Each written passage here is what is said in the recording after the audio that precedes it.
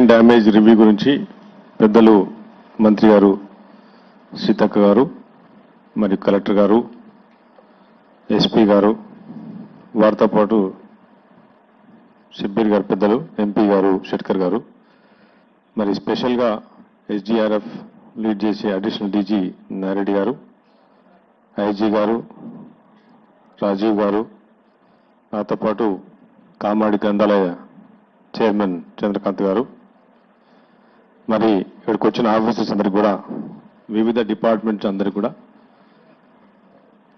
Unprecedented we have never seen before in the history of the entire Kamadi అంటే Pocharam C గారు కూడా ఇక్కడ ఉన్నారు. Since morning yesterday morning 6 AM when I came to know అప్పుడే నేను బయలుదేరాను. అప్పటి నుంచి కూడా మరి మా ఇన్ఛార్జ్ మినిస్టర్ గారితో కూడా నేను మాట్లాడుతూ ఉన్నాను, మా ఎంపీ గారితో మాట్లాడుతూ ఉన్నాను. కంటిన్యూస్గా అందరు సపోర్ట్ తీసుకొని ఉత్తమ్ కుమార్ రెడ్డి గారు ఇరిగేషన్ మినిస్టర్ గారు కూడా కంటిన్యూస్గా లైన్లో ఉండే. పోచారం ప్రాజెక్ట్ అనేది very prestigious project, 103 years old project. అది ఒక టైంలో వివర్ స్కేట్ డ్యామేజ్ ఉందని చెప్పేసి మా సి గారు కూడా కంటిన్యూస్ కాన్ఫరెన్స్ కాల్ చేసుకుంటూ వారితో పాటు కలెక్టర్ గారు ఎస్పీ గారు క్యాజువాలిటీస్ని we wanted to reduce the casualties, అదొకటి major issue. And special thanks to SDRF team. మాకు బొగ్గుగూడ్స్ దగ్గర ఇంతకుముందు ఎస్పీ గారు చెప్పినట్టు 10 మంది వర్కర్స్ అక్కడ స్టక్ అయిపోయిన ట్యాంక్ మీద ఎక్కి మరి టీం వచ్చి స్పెషల్గా వాళ్ళని సేవ్ చేయడం.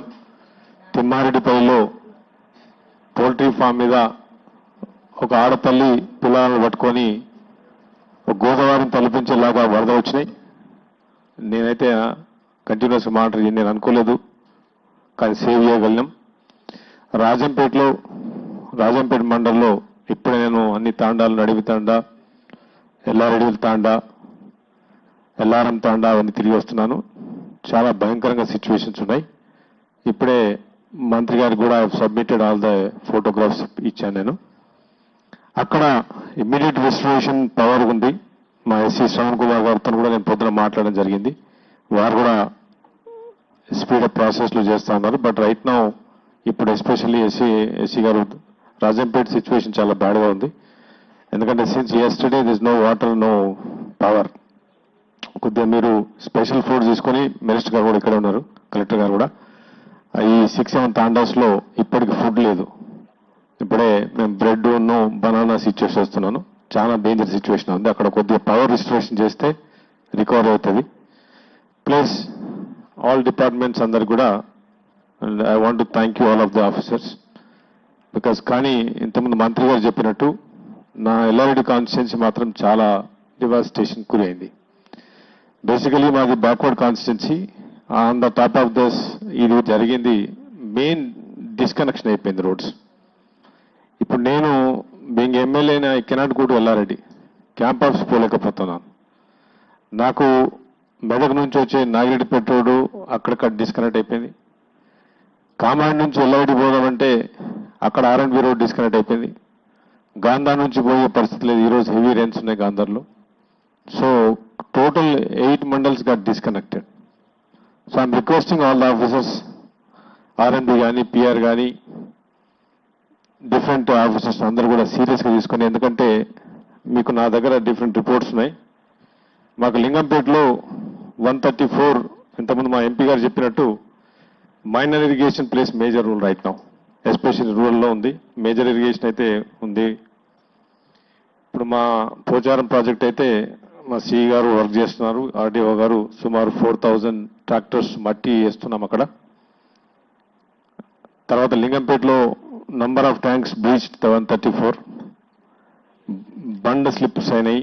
తర్వాత lot of agriculture officers department Tadvai మండలంలో సుమారు 6142 క్రాప్ డ్యామేజ్ అయింది.